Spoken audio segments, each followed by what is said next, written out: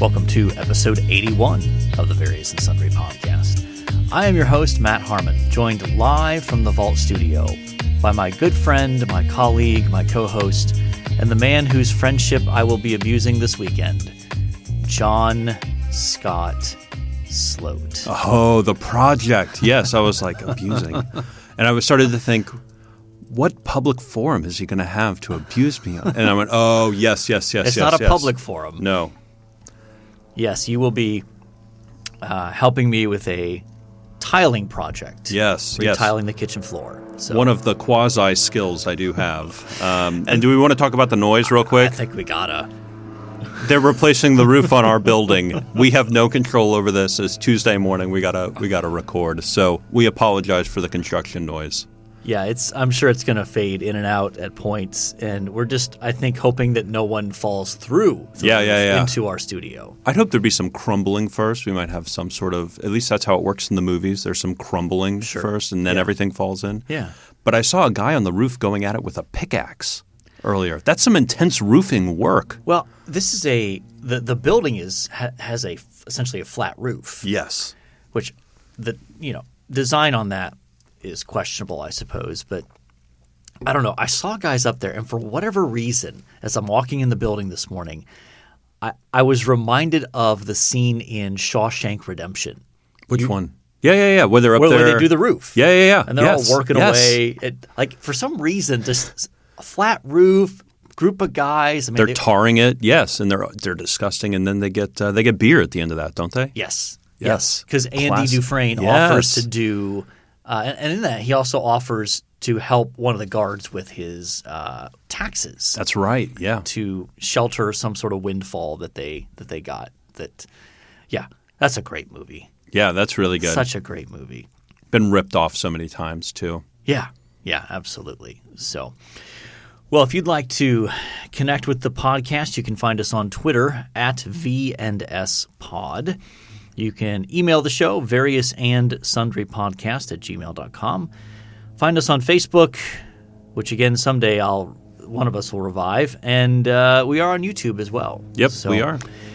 We would love it if you would take the time to leave a glowing review and a 5-star rating on whatever platform you access the show. So, are we ready to talk some sports? I think so, yeah. I'm distracted by the roof noises.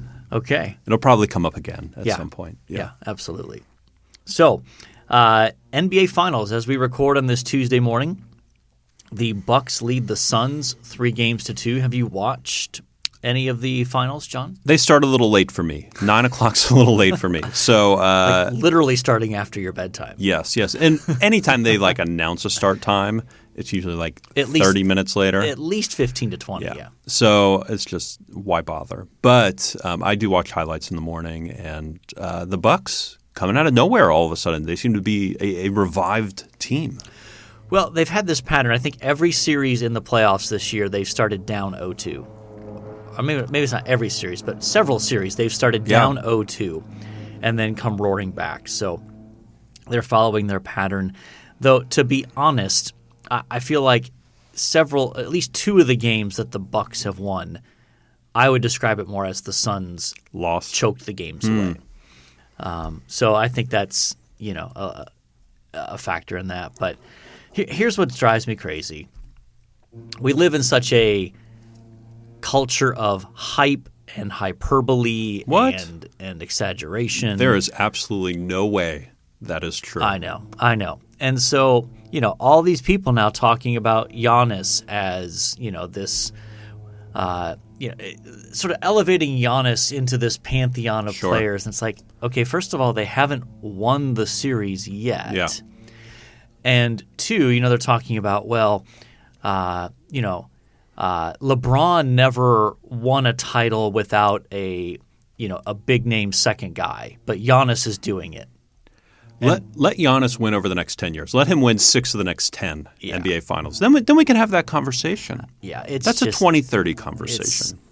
Welcome to sports media today. But in any case, the series has been entertaining. I enjoy watching Devin Booker. I think he's a fun player to watch. Yeah, absolutely. Chris Paul has fallen off the face of the earth in the last few games. He started off strong the first 2 games, and then it makes me wonder if he's hurt, and we just don't know about it. But in any case, I think is Game 6 tonight? Yeah, tonight, 9 o'clock. All right, past your bedtime again? Yeah, as always. All right. So perhaps certainly by next episode, we will have a NBA champion crowned. Absolutely, yeah. Let's talk Major League Baseball. We had All-Star Game last Tuesday. After we recorded. Yeah. Didn't watch. I watched a little bit of it. I'm since I don't really follow baseball a ton. Sure. I'm late to the Shohei. Is that how you say his name? Shohei Ohtani. Yeah. I'm late to the party on him. Oh, he's fun. Yeah, but he's on the West Coast, so he doesn't get the Angels. Right? Yeah, he doesn't get as much coverage as maybe he deserves. But I mean, they're talking about what he's doing is more special than Babe Ruth, because Babe Ruth was famously a pitcher, and then said, "You want to know what? I'm going to switch to being a legendary hitter." And Ohtani's doing both at the same time. Yeah, which is just and wild. Being wildly successful at both. Yeah. So fascinating to see him. A lot of criticism of Joe Madden for letting him do that too. Yeah, that's such a crazy, to me. Like, if you want your best player on the field. Absolutely, yeah. Like, the guy's hit 34 home runs already this year. Mm-hmm. Why would you not? And his ERA, I think, is under 3. I think it's under 3. Yeah. I mean, you would kill to have 2 separate guys. One who was a guy hitting that many home runs, and then a pitcher whose ERA is under 3. And to have – you only got to pay him once. Yeah, exactly. They're getting great value out of that. So and your Mets – I mean, the second half of the season has started back up. Oh, and that reminds me. The Mets manager got tossed, did he not? And suspended. Yeah. Did you see that? I saw a headline, so I don't know what happened. Well, first of all, the Mets manager never played professional baseball, but has sort of been like this guy who's come up through the system and is now the manager. And he's younger. He's probably in his 40s. So he's pretty young for a manager, but he's built.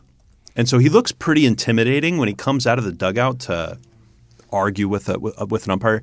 And he's usually pretty calm, cool, and collective. But there was a play, and we don't need to relive it, but there was a play where he came out, and I was like, oh, my goodness, Luis he's gonna punch him. And you just saw, like, his arms, and he's, like, pointing in his face, and he made contact with the umpire, and That's a no-no. That got him a 2-game suspension. But he restrained himself and did not punch the umpire. But it was one of those moments on the play where, like, the player and the manager are on the field arguing the call while the other team is just running the bases. And so I think we gave up 3 or 6 runs in that first inning and nearly lost the game in that moment, but came back to win. So okay. How many games was he suspended? Just 2. Okay. So he got thrown out of that one. That's 1, right? And then he was suspended from last night's game and tomorrow's game. Yeah, and in a 162-game season, missing 2 games is a drop in the bucket. Not even a drop in the bucket. So on the sports front, also have the Olympics coming up. Yeah. Well, did you see the people in Japan are protesting in the streets over like not being able to attend the Olympics? Yeah. Well, and not to turn this I certainly don't want to turn this into a COVID episode by any means, but it's fascinating to me. Like I can't remember the specific number, but the percentage of the Japanese population that's actually been vaccinated is it's like 5%, I think. It's like some like crazy low number. That's where you're wild like, to me. Yeah. This, you might expect that in a less developed, poorer country. Sure. But Japan. Yeah. You expect it to be with that subway system, you would think they could figure out the vaccination process. Yeah. So, do you have specific events in the Summer Olympics that you particularly enjoy? So I always enjoy the Olympics, just about anything, because I love becoming an expert in something I know nothing about. Yeah. So like diving, that was a little too much of a splash there, or right. That was a good dolphin kick off the wall for that particular athlete, yeah. or so I enjoy that, and I enjoy watching the obscure sports. Yeah. Probably less watching the marathon running or something like that. That's pretty boring to me. Yeah, some of those longer distance runs, they're smart to be like, well, we'll start, and then we'll cut away to something else, and then we'll jump back into the event after 20 minutes, and they're a little ways into the race. You know, like.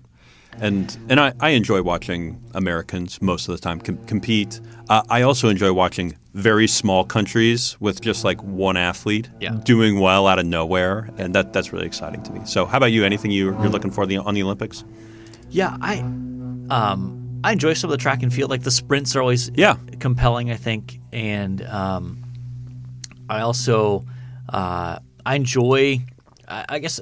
I'm more curious than ever, I think, this year about how the USA's men's basketball team's going to do, because they lost 2 exhibition games. They just beat Spain, though, recently. They did. Yeah. They did. But normally you come into those things and you're like, okay, is anybody really going to challenge the Americans? Yeah. And this year the Americans still should probably win, but there's less of that certainty with that. I heard an interview with Reggie Miller saying that the 96 team would beat the 92 team. Yeah, he's lost his mind. Isn't that wild? Yeah. I mean, that 92 team was stacked. It's probably the greatest collection of basketball talent ever put together on the same floor. It's right above us now. Yes, it kind of has that vibe of like an airplane. Like you watch those old movies and you hear the sounds like in World War II of the airplane coming in. It does sound like that. To bomb the building. Yes, every stocked sound of London being bombed in any movie. That's what we're hearing right now. Yeah. Yes, indeed. So I am looking forward to the Olympics. They start this upcoming weekend. And we're just over a month away from the start of the college football season. Yeah. August 28th is the first weekend for that. And then the NFL begins not till September 9th. That's the Thursday night game. I do think, obviously, there's some preseason games before that, but they've cut that back, haven't they? I think it's two games maybe? Only 2 this year because they went to a 17-game regular season. Yeah, the Jets will not go 8-8. Yeah. Speaking of the Jets, I saw one of their assistant coaches or coordinators was in a bicycle accident. Did you see this? No, I didn't see this. No. That was on my Twitter feed this morning. Really? I forget who it was, though. Yeah, apparently he's in critical condition. Really? From a bicycle accident. Interesting. I'll have to look into that. Anyway, you'll want to check that out. But that's what's going on in the world of sports. So I think we're ready to move on to our main topic today, which is a show about nothing. Yeah, Seinfeld. Yeah, we're going to talk about Seinfeld if we can do so over the air raid attacks that we're experiencing here. But this felt like a topic that kind of fits the summer, just light, casual kind of vibe. I mean, I get weary of the constant heaviness in some ways of discussions within the evangelical church and cultural issues and that sort of thing. So we will probably tackle some more substantive topics down the road here. Yes. But today we're talking about Seinfeld. Now, Seinfeld, 9 seasons, 173 episodes. It ran from 1989 to 1998. So basically, you're early, you were born in 88. Okay. 88, yeah. So you were not watching Seinfeld as it was an active show. No, really what I watched was TBS reruns Yes. of it, because I think they would show an hour every day after school of Seinfeld. So it was 2 episodes, and then that led to getting the DVD set, which of course got mangled and all sorts of stuff. And then that led to watching it on Hulu now, because it's all the seasons, all the episodes are on Hulu. Yeah. So I think I picked it up probably in season 3, in terms of watching it live, and then obviously went back and with TBS running it constantly, and then going into syndication even on local channels. Picked it up that way. So there's a lot of different directions we can go, but why do you think the show resonated? That's a good question. I'm not totally sure. It's a show about 4 single adults living in New York City and just the random stuff that happens in their lives. Right. And they were it's interesting. It's hard to get a good read on how old they're portraying to be in the show, right? I mean, they're late 20s, late 20s, 30s. early 30s, yeah. Yeah. And so there's a sense in which it kind of occupies the same space as Friends. So it was before Friends. Yes. Yes. Although Friends was probably more early 20s, I think. Yeah. Well, yeah, probably. A little younger demographic there. But it's certainly one of those – I mean, it's an ensemble show. Mm-hmm. And so you get your main character, Jerry Seinfeld, which, I mean, it's sort of based on his own life-ish because he plays himself in the show, and he's a stand-up comedian, as he was in real life and still is. But I think that what made the show for me stand out was the characters eventually developed into very interesting people, terrible people. We'll circle back to that in a minute. But they're right over us again. My goodness. To me, the genius of the show ultimately was the writer's ability to take 2, 3, sometimes even 4 very distinct plot lines that at the start of the show you're like, how are these going to ever be tied together? And by the end, they come together and you're like, it all makes sense now. It all makes sense. They're all connected. Yeah, and they all come together in very humorous ways. Yes. Yeah, absolutely. How do you think the show has aged? Because they still do run it on TBS. Yeah. Well, one of the things I appreciate about the show is it's just trying to be funny. Yeah. You know, one thing I remember hearing Jerry Seinfeld say when he did like Q&A at SNL's 40th, and he's on stage taking questions and all these things, and somebody asked him just like, why didn't you do this in the show about some social issue? And he goes, yeah, we didn't do everything we could to cure society's ails. And that was a show that was meant to be funny. Yeah. And sometimes I get a little worn out by shows that are trying to cure society's ails. Yeah. By bringing this up as a discussion point or something like that. It wasn't trying to do that. And so, but like any show from the late 80s, early 90s, even into the late 90s, there's some episodes you go, yeah, they're cringy at points. Yeah. But for the most part, I think it's done pretty well. Yeah, I think so. And I will affirm and echo that. I think part of its ongoing appeal is that it does feel like a little bit of a reprieve because so many shows feel like they are now trying to make some sort of cultural point. Even if the show is a comedy show, there still feels like there's an agenda there. There's a we need to try to do our part to fix the world, even in our little sitcom world of 23 minutes per episode kind of thing. Yeah. And I love the fact that Seinfeld does not was under no pretenses of we're just here to entertain. And you say that as somebody who watched it live. Yeah. So there was no feeling like, oh, they're talking about this or they're talking about this intentionally or I think there was an episode I remember seeing a discussion or maybe an interview where they were talking about different show ideas that got, basically cut. And there was some discussion about doing a show about guns and something connected to the NRA, and they decided, we don't need to do that. The only one that I can think of is they did an episode on abortion where Elaine was very pro-choice and wouldn't date anybody that's pro-life, and then she found out this guy that she really, really liked. Yes. But that was more about the relationship than necessarily the political issue. Right. Yeah, very true. Very true.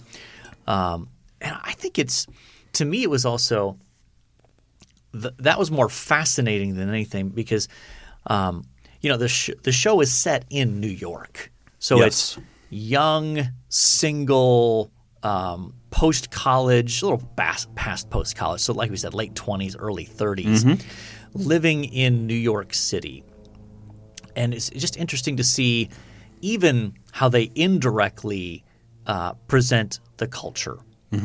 So you have there was a pretty major character on there, Elaine's on-again, off-again boyfriend, David Putty. Yeah. Who was in one phase there claimed to be a born-again Christian. Yes, and she found that out because she went into his car and found all the presets on the radio were to contemporary Christian music. Yes. And then she went in there and changed them all to test to see if he would change them back. Right. And he did. Yeah. And I remember that episode in part because there's actually a pretty compelling scene where Elaine confronts Putty about this, about being a Christian. And he's like, yeah, I'm a Christian. I believe it was, yeah, that's right. Yeah. and Elaine is mystified that he's not trying to convert her. Yes. And she's like, do you believe in hell? And he's like, yeah, you're going to hell. And she's like, don't you care that I'm going to hell? And it's very interesting little window into the It's funny to see a secular show essentially make the point that we often will try to make in talking about evangelism of genuine care for people means that you're willing to have an uncomfortable conversation about a person's eternal destiny. So just funny to see that from a obviously very secular angle. Oh, yeah. Very Jewish angle as well. Yeah. Because the show is one of the feedback they got from the pilot episode is that the show is too Jewish. Jerry's Jewish heritage. I don't know that he practices, but the show takes place in New York City with a very Jewish cast in it. Well, yeah. I mean, Jerry is Jewish, and Elaine lives in a building with a rabbi who's an occasional character. Yeah, that pops up, and his dentist converts to Judaism for the jokes. By the way, Whatley eventually became the Walter White on Breaking Bad? Have you made that connection? See, I've never seen Breaking Bad. Okay. So, but yeah, now you made it for me there. Yeah. That's interesting. And I think too part of what made that show was just the dynamics between the characters. But Kramer was a fascinating character, and loosely based on Larry David, who's one of the show's creators with Jerry Seinfeld. Loosely based on an actual neighbor that Larry David had. And that guy, if I remember the story correctly, created a bus tour around New York City called the Kramer Experience or something like that, and made a ton of money, which they then took into the show and made and I think there was some sort of lawsuit where that guy sued the show because he was being represented. Like, basically, he argued, this character is so clearly based on me, and I'm not getting any sort of compensation for this. And I think he lost the lawsuit, actually. But anyway, Kramer is a fascinating character because it takes a while into the show before you even start to wonder, like, where does he work? How does he support what does himself? He do? Like, New York's not Winona Lake. Yeah. It's not cheap to live in New York City. Where's his money come from? And then he sort of slowly comes out like he's living off some sort of settlement or inheritance or something like that. I wanted to ask if you have any particular favorite episodes. Yes. I always enjoy it. And the one I always show to people to introduce them to the show is The Marine Biologist. I agree. I think that's my favorite as well. So I always show that as like, if you want a good taste of Seinfeld, don't start at episode 1 because the first couple seasons are rough. Season 1 is especially rough. Let's side note on this. Let's chase this trail a little bit.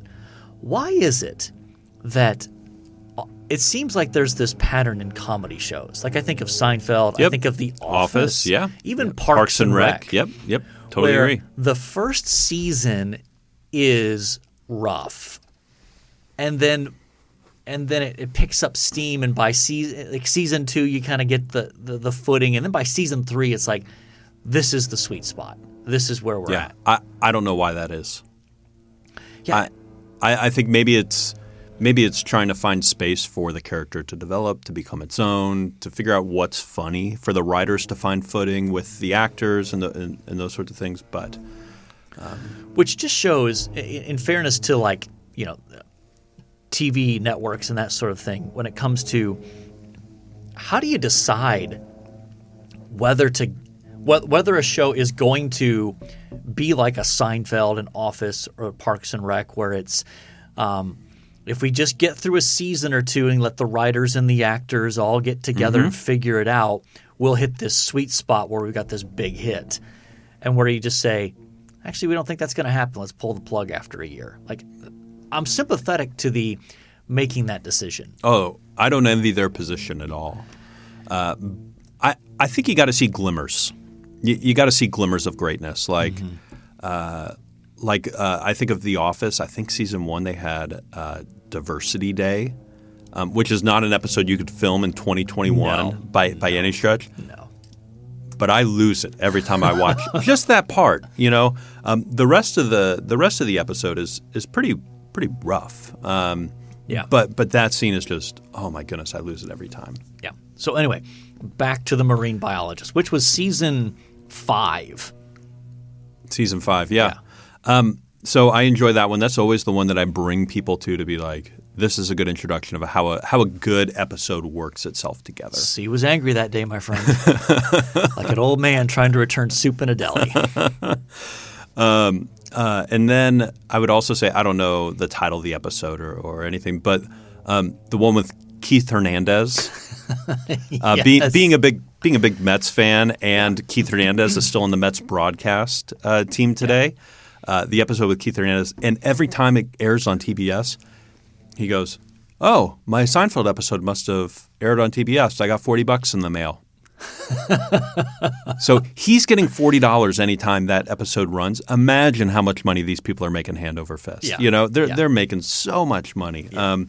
So that one, and then anything having to do with George and the Yankees, I really enjoy them putting the Yankees forward as an inept organization. That's a lot of fun. Yeah, I want to go back to the Keith Hernandez episodes. There's 2 of them. There's 2. They go back to back. And it's just funny because I think that my guess is, I haven't looked it up, but my guess is that's probably like season 3. That's just where it's probably starting to really hit its stride. And the premise is they meet Jerry and George meet Keith Hernandez in a locker room at like an athletic club or something like that. And they see Keith Hernandez across the room, and Jerry and George are having this conversation of like, should we go over and say hi? And George is like, what are you going to say to Keith Hernandez? Like, come on.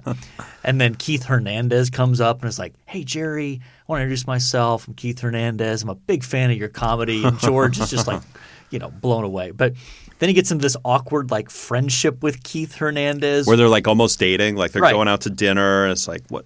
Who pays for this? You know? And even the like, okay, so he said he would call, but he didn't call the next day.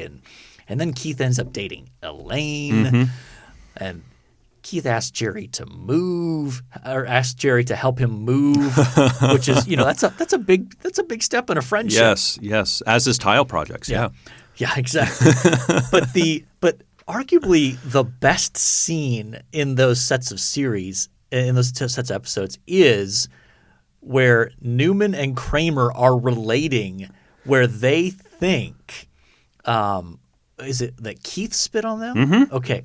So, and it's basically this spoof on the JFK movie. Yes. The whole second shooter and that sort of thing. It is, that little section there is brilliant comedy. Yes. It's so well done. And Jerry, if you watch Jerry's face in that scene, he cannot hold it together. Yeah. Like he is losing it Yeah. that whole time. But that happens regularly. I know. There's a scene where, if you look closely, I forget what episode it's in, but Kramer ends up smoking. Like he hosts a smoker's lounge in his apartment, and so he has the effects of smoking for like multiple years in like a 2-week period, and so his face starts to get all like tough and grizzled, and there's this scene where Kramer and Jerry are interacting, and like I don't know how many times they tried to do the scene. Like I've watched the like the bloopers and that sort of stuff, and even the scene they went with, like Jerry can barely hold it together when he's like trying to be serious about Kramer's face being deformed like a catcher's mitt, One other thought: the characters or the actors, the 4 main actors. Most of them stopped working after. Like I think they make enough money off of the show continually that like Jason Alexander has worked very little. Who played George? Right. Julia Louise-Dreyfus is an exception. She's had an extended career after that. Not a super successful one. Like she's in a show on HBO. Yeah, she's in Veep. I think. Yeah. So that's pretty successful. I don't watch, but yeah, I don't know. And Michael Richards, I think, really hasn't done much. He played Kramer. And then I think he was still doing some of the stand-up stuff. Yeah. And then he got into a little bit of trouble with some yes, he did. Racial comments that he made. So yeah. And Jerry famously does not pay attention to anything entertainment. Right. But will show up to some events here and there. Yeah. And I remember a couple years ago, you might remember this, where a famous singer runs up to him and goes, "Oh my goodness, Jerry Seinfeld, I love your comedy. Can I hug you?" "No thanks." Nope. No thanks. Yes, he is. He true to his character on the show. He's not a hugger. Yeah. Though I wouldn't put this as my favorite episode, but it's a really good one. Is the one where Jerry suddenly gets in tune with his emotions because of a girl he's dating, and he becomes this emotional wreck, which is kind of funny because he's famously, not emotional and doesn't get emotionally attached to anyone, especially women he was dating. Mm-hmm. So my other favorite episode is Bizarro Jerry. Oh yeah, that's a good one. And I still show this in a lecture I do on parables, because it creates this alternative universe where there's a group of friends that are the opposite of Jerry, George, Kramer, and Elaine, and they're actually good, decent human beings. But we should probably start wrapping up. But what were your thoughts on the series finale? Were you satisfied with how the show ended? So the series ended with them basically watching somebody get mugged. I think it was in Connecticut, maybe, and them just sitting there laughing about it, and then this guy takes them to court over a Good Samaritan law that was passed that they had to protect. Right. And so they bring in all these character witnesses to come in and testify, and so they're reliving all the episodes of the show. Right. I was okay with it. I mean, I think it's very hard to wrap up a series. Yeah. I was thinking back, how often do you find a series finale that you walk away with and go, nailed it? Like that got it, that tied the show off on a nice little ribbon, and it met my hopes and expectations. It's rare. It's very rare. I was trying to think of one that I thought that, and I couldn't come up with one that I thought that really nailed the ending. I struggled to come up with one. Yeah. No, I thought Seinfeld did an admirable job with that, but I didn't think it did it justice. Yeah. I will say over time it has grown on me, and here's why. I think it's grown on me because what it does is that it makes it clear at the end that these are terrible people. Mm-hmm. Like they're not good people. Yeah. And by parading back all of these different characters from different episodes where you're just reminded of, they made this funny, but I would not want to be around these people. They're terrible human beings. And I mean, so there is a fittingness of them ending the series incarcerated. Yeah. On the basis of a Good Samaritan law. So there's a bit of that you go, I can see how that makes sense. Yeah. Yeah.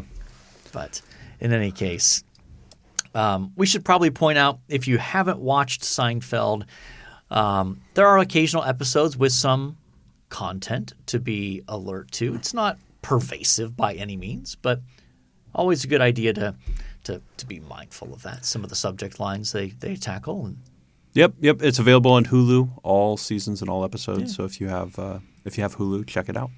Absolutely. Particularly if you're younger, if you're under probably 25, you probably have. I know when I ask in class if students have heard of it, they haven't.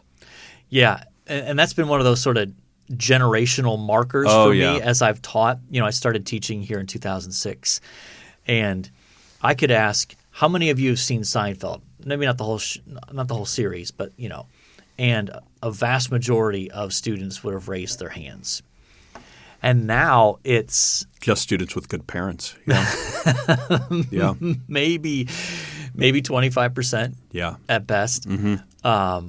But it has been fun. Both my sons, John, my oldest son, has watched through the series, in part because he always saw me watching it, and now that he's an adult, wants to enter in and think a little bit more of, this is obviously something that that was valuable to my dad, and this forms the basis of his humor and that kind of stuff. So, and my son Jake has watched some of it, and I think it gives them a little better window into, I see a little bit more of your sense of humor through this. But in any case, moving on from a show about nothing to our athlete for the episode. We are episode 81. So, John, who do we have? Yeah, 81. Randy Moss. Randy Moss wore 81. Yeah, though a caveat, he only wore that, I think, in New England. Okay. He was more well-known for 84. Yeah, so maybe save him then. Yeah. Depends on who else has 84. Yeah, let's see who else we got. Terrell Owens, fascinating human. Get your popcorn ready. Yeah. Yeah, always entertaining. He went to University of Tennessee, Chattanooga. Yeah. Did you know this? I think I did know that, yeah. And it was the rumor, because when I lived in Chattanooga as a young kid, my dad tells me these stories now. It was rumored around town that he thought he was going to UT Knoxville and showed up in Chattanooga and didn't realize that – Different school. Yeah, very, very different school. Slightly different scope of college football. By the way, you know the UTC mascot? No. The Mocs, I believe. The Mocs? I believe As in short so. for moccasins? No, I thought it had something to do with trains, but now I'm having trouble making the connection. And I could be wrong. I'm sure Nate in Ohio will fact check us on this. So, okay, so T.O. Tim Brown, good wide receiver with the Raiders, played across from Jerry Rice toward the end. Yes, he did. Yeah. And this will appease our Indiana listeners. He is a Notre Dame graduate and won the Heisman Trophy at Notre Dame in 1987. And then finally our Ohio State. Ohio State. Yeah. We've got Nick Van Ette, tight end from 2011 to 2015. Still is in the NFL, played for the Seahawks, the Steelers, Broncos, and is now with the Saints. He's had I'd say a solid NFL career. Nothing where you're like, wow, he's amazing, but the fact that he's still in the league, just to play in the league, 6 years? And not just to be on a practice squad, but actually be a starter, play consistently, is noteworthy there. So, okay. Who do you like out of that list, John?